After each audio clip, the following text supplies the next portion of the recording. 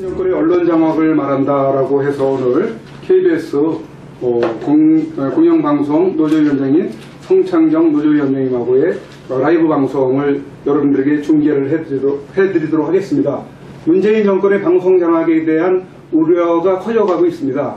KBS와 MBC 경영진을 교체하라는 움직임이 구체화되고 있고, 이런 가운데 방송들은 점차 정권의 취향에 맞는 프로그램이나 보도를 하고 있어서 사실상 방송 장악이 이루어졌다는 평가도 나오고 있습니다.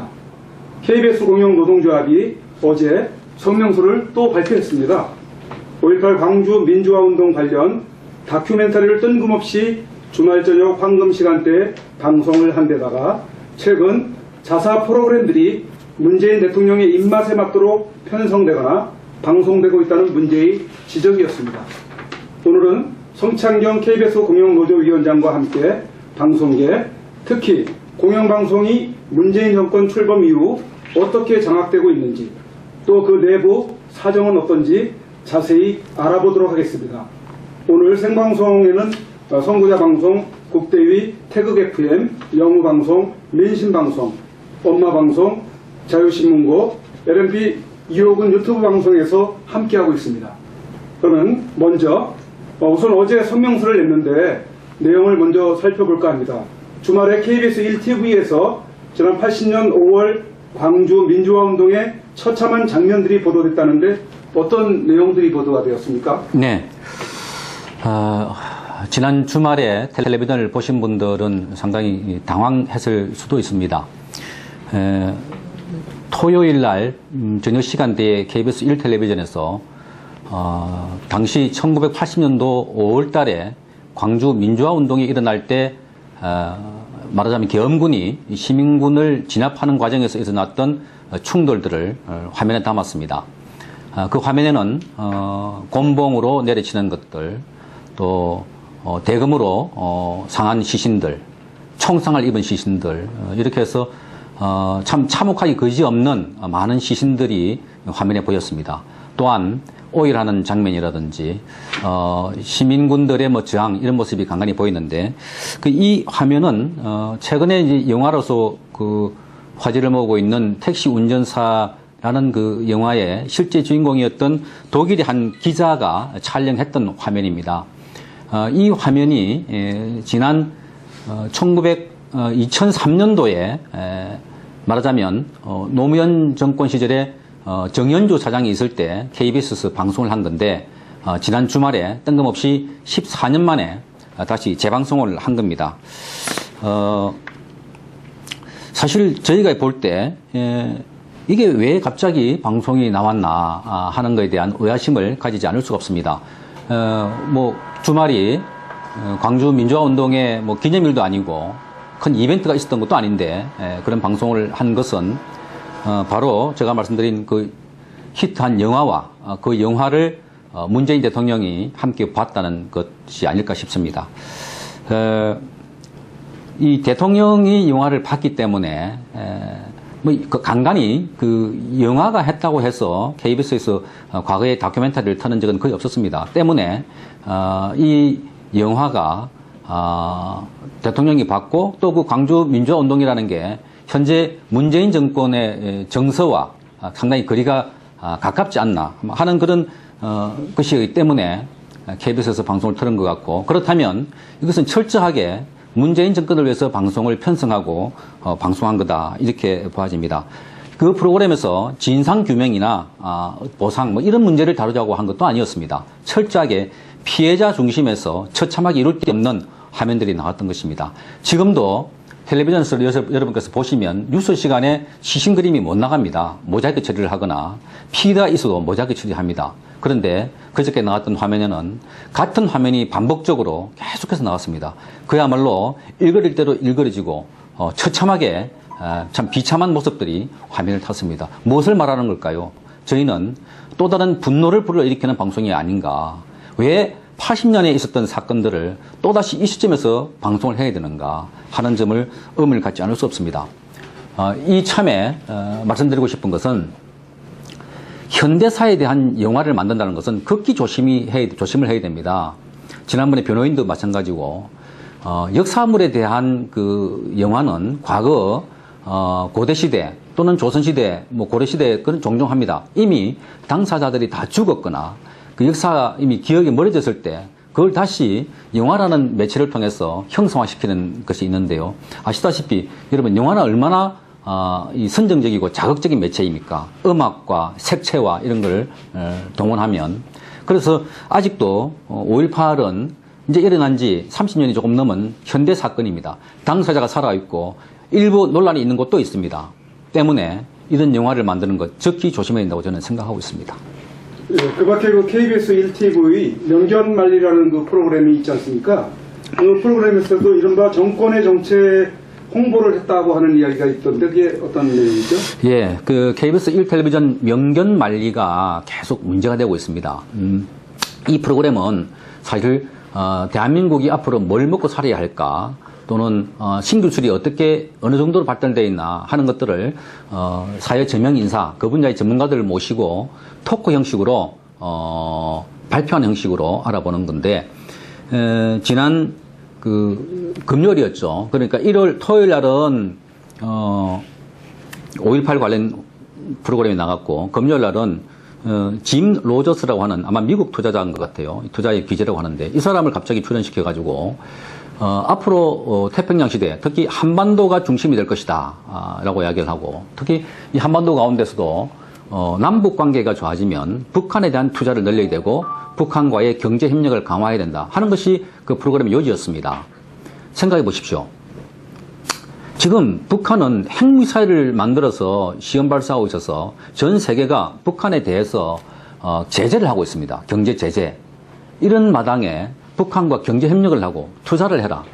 이런 이야기는 어떤 방송에서 이렇게 할 수 있습니까? 지금 대한민국의 안보가 무겁고 엄중한 상황에서 이런 논리를 편다면 우리 국민들의 안보 인식이 어떻게 되겠습니까? 이 프로그램뿐만 아니었습니다. 얼마 전에 같은 프로그램에서 문정인 씨라고 아시죠? 문재인 대통령의 외교 안보 특보입니다. 이 사람이 나와서 북한과의 관계를 다시 설정하는 일방적인 또 강연을 했습니다. 북한의 핵무기는 동결을 해야 된다. 폐기가 아닙니다. 동결을 하고 북한과 대화를 해야 되고 개성공단은 열어야 되고 그러면서 그 당시 화면에 개성공단의 문을 닫았던 업체들이 인터뷰를 하면서 그 북한에서 일하는 근로자들, 여자 근로자들 그 얼굴이 눈에 선하다. 빨리 만나보고 싶다. 이런 감상적인 아주 그런 그 인터뷰를 하고 해서 또 한 번 이 방송이 과연 이 시대에 지금 현재 상황과 맞는가 그리고 왜 이런 방송을 하는가 하는 많은 안팎의 지탄을 받은 적이 있습니다. 그뿐만 아닙니다. 그 앞에도 원자력 이른바 전문가라는 사람이 나와서 원자력 발전소의 문제점을 일방적으로 설명하고 원자력이 아니라 대체 에너지로 가야 한다는 그런 설명을 한 것입니다. 다 들어보셔서 아시겠지만 이런 내용들은 지금 문재인 정권이 추진하고 있는 일련의 정책들을 일방적으로 홍보하는 겁니다. 이런 프로그램들은 논란이 많기 때문에 일방적으로 설명하듯이 하는 프로그램을 하면 안 됩니다. 상대방이 있어서 토크 프로그램으로 반론을 제기할 수 있는 그런 프로그램을 해야 되는데 일방적으로 프로그램을 만들었고요. 참 여기서 저희가 참 더욱더 좀 놀랄만한 상황들은 지난번에 문재인 대통령이 여름 휴가를 갔다 왔습니다. 갔다 와서 책을 한 권 소개를 했는데요. 그 책이 바로 명견말리입니다. 명견말리라는 이 팀이 프로그램을 책으로 엮어놨는데 대통령께서 그걸 읽어보고 굉장하게 좋은 내용이다. 국민 여러분들도 꼭 한번 읽어봤으면 좋겠다 하는 겁니다. 참 어떻게 생각하십니까? 이 정도면 문재인 대통령과 KBS가 코드가 맞는 거 아닙니까? 여러분 이 정도면 방송이 장악된 거 아닙니까? 장악 안 된 겁니까? 이 정도면 방송이 독립을 갖고 있는 겁니까? 언론의 자유가 있다고 보십니까? 참 이 프로그램을 방송하는 회사에 다니는 저희로서도 참 부끄럽지만 현실임을 말씀드리지 않을 수가 없습니다. 네, 그렇다면 언론을 일컬어 기울어진 운동장이다 하며 편파성이 심각하지 않느냐. 그리고 이 문제를 좀 짚어봐야 할 것 같습니다. 어떤 구조적인 문제가 있습니까? 언론의 그 기울어진 운동장이라는 이야기는 지난 박근혜 정권 때 주로 많이 나왔고요.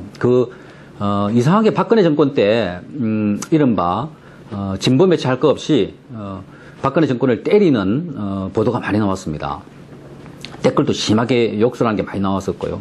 그건 그렇다 치더라도 그 박근혜 대통령의 탄핵 과정에서 여러분 기억하실지 모르겠지만 언론의 중립성 또는 공정성, 객관성 완전히 저는 무너졌다고 봐집니다. 그래서 박근혜 대통령의 탄핵 과정을 많은 사람들이 언론의 난이라고 하지 않습니까? 극치가 박근혜 대통령 7시간, 청와대 7시간 세월호 무너질 때 뭐 했냐 하면서 얼마나 많은 추측 보도를 냈습니까? 수술을 했다, 어디 갔다, 누구랑 잤다, 차마 임에 담지 못할 이런 내용들을 방송하지 않았습니까? 옐로우 이즘의 극치였고 찌라시도 이런 찌라시가 없을 겁니다. 사실 그게 민정방송, 공영방송, 신문 할 것 없이 인터넷 할 것 없이 다 같이 나왔던 것들입니다. 저는 그 시점에서 다시 한번 물어봅니다. 지금 문재인 대통령에게 이런 보도를 왜 하지 않습니까? 아니, 문재인 대통령에게 이런 보도를 할 수 있습니까? 문재인 대통령의 정책이 잘못되었거나 문제가 있을 때 박근혜 대통령에게 그렇게 가혹하게 됐던 잣대만큼 기자 여러분들, 언론인들이 할 수 있습니까? 박근혜 대통령에게만 그렇게 했던 특별한 이유가 무엇입니까? 저는 이해가 되지 않습니다. 언론 학에서도 찾아보기 힘든 선정적이었습니다. 당시에 KBS만 보더라도 하루에 보통 방송 시간이 45분 동안입니다. 9시 뉴스가. 숱한 시간을 밤 10시 넘어서까지 10시까지 했습니다. 특집 뉴스라고 했어. 그리고 주말마다 촛불 집회가 열릴 때마다 특별 생중계를 했습니다. 그리고 촛불 집회가 서울 광화문에서 열리고 대전에서 열리고 부산에서 열리고 대구에서 열리고 광주에서 열리면 서울 보도를 누구누구 기자가 했습니다 하고 보도합니다. 또 이어서 부산의 촛불 집회를 누구누구 기자가 보도합니다. 대구 집회를 누구누구 기자가 보도합니다. 이런 식으로 4개, 5개를 똑같은 내용을 반복해서 보도합니다. 그리고 촛불 집회가 그렇게 선진화적이고 집회 문화의 선진화를 이뤘다고 칭찬하는 기사가 많았습니다. 어린 손자부터 할아버지까지 손을 잡고 나왔다고 보도를 합니다. 자, 그러면 왜 태극기 보도는 그렇게 보도하지 않습니까? 태극기 집회는 보도하지 않습니까? 태극기 집회도 국민들입니다. 태극기 집회도 엄연하게 주권을 갖고 있는, 투표권을 갖고 있는 대한민국의 국민들입니다. 그분의 의견과 그분의 정치 견해는 왜 무시합니까? 흔히 공영방송을 비롯해서 언론은 소수자에 대해 배려를 해야 한다고 합니다. 당초 초기에 촛불 집회가 모이던 사람이 적다고 합니다. 오케이. 그러면 소수라고 봅시다. 왜 소수에 대한 배려를 하지 않습니까? 왜 보도도 하지 않습니까? 지금 언론 문제를 할 때 저는 두 가지 이 프레임이 있다고 봅니다. 사실 지금 보수와 진보 프레임은 사라졌습니다. 박근혜 대통령이 탄핵과 더불어서 보수는 함께 사라졌습니다. 보수가 어떻게 취급당하고 있냐면 박근혜 대통령이 구속됨과 동시에 적폐 또는 개혁 대상, 구악 이런 식으로 치환을 해버립니다. 그리고 진보는 선이고 옳은 것이고 착한 것이고 개혁 주체고 엄연한 국민의 절반이고 또 정치의 카운터로서 있는 보수 세력들을 적폐로 몰아버리는 이런 언론 작태 아주 잘못됐습니다. 저는 언론에 있지만 이것 빨리 시정해야 되고 이런 정파성에서 벗어나지 못하면 대한민국은 굉장히 퇴보할 수밖에 없다 하는 말씀을 드립니다. 네. 그 현재 정권이 내부 구성원들을 충동질해서 파업 등을 일으켜서 경영진을 교체한다는 등 여러 가지 시나리오가 있는 것 같습니다만 어떻게 보시는지요? 예, 뭐 여러분께서도 그 언론을 통해서 잘 알고 계시겠지만 문재인 정권에 들어서서 KBS와 MBC 경영진을 바꾸려고 무척 애를 쓰고 있습니다. 잘 아시겠지만 방송 매체, 특히 공영방송은 굉장히 중요합니다. 쿠데타가 일어나거나 전쟁이 일어나도 제일 먼저 점령하는 곳이 방송국입니다.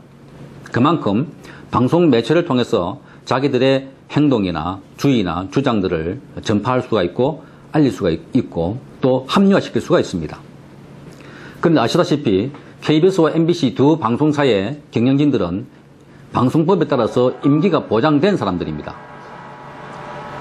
그런데 정권이 바뀌자 말자 또는 바뀌기 전부터 문재인 대통령은 공영방송의 사장들이 많이 무너졌다. 공영방송이 많이 무너졌다라고 말하면서 적폐의 극에 달한다 라는 말까지도 했습니다. 그 이후에 민주당에서 KBS와 MBC 경영진을 교체하라는 소리를 구체적으로 또 공개적으로 했고요.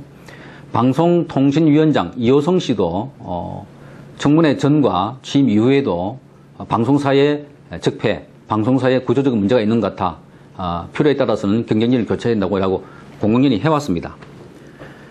예, 그런데 그게 이제 뭐 이런저런 방법으로 경영진을 교체하려고 갖가지 설을 써도 안 되니까 이제는 주로 내부 구성원들을 통해서 작업하고 있는 것이 아닌가 하는 생각이 듭니다. 왜냐하면 MBC와 KBS 구성원들이 지금 굉장하게 현 사장과 이사진을 물러가라고 내부에서 활발한 활동을 하고 있습니다. 피켓 시위도 하고 성명서도 매일 발표를 하고 있습니다. 1인 시위도 하고.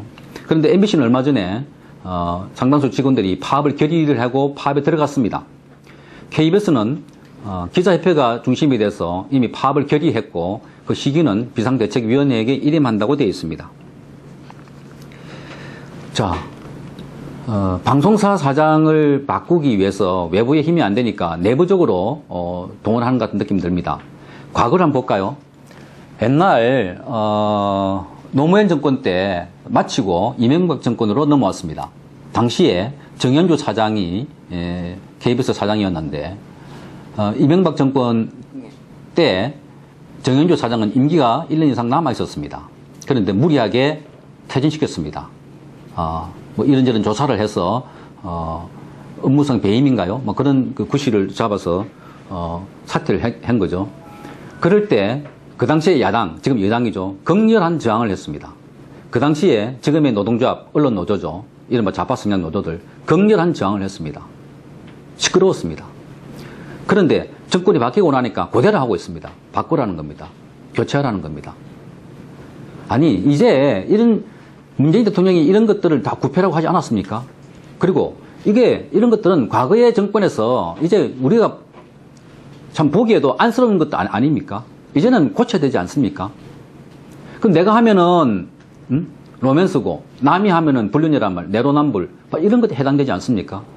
이제 국민소득이 3만 불 가까이 돼가고 선진국이면 정말 보수 정권에서 진보 사당도 있고 진보 정권에서 보수 사당도 있어서 제대로 견제도 하고 그게 선진국 아닙니까? 미국을 한번 보십시오. 그 시끄러운 트럼프도 언론과의 관계가 불편합니다. 그렇다고 언론사를 쫓아내거나 문 닫지 않습니다. CNN 보십시오. 예? 기자가 질문하려고 그러면 질문도 안 받아준다. 당신 나가라 그러고. 거꾸로 CNN 기자들은 트럼프 따라다니면서 묻습니다. 어떻게 생각하냐고. 이 조치를 왜 취했냐고.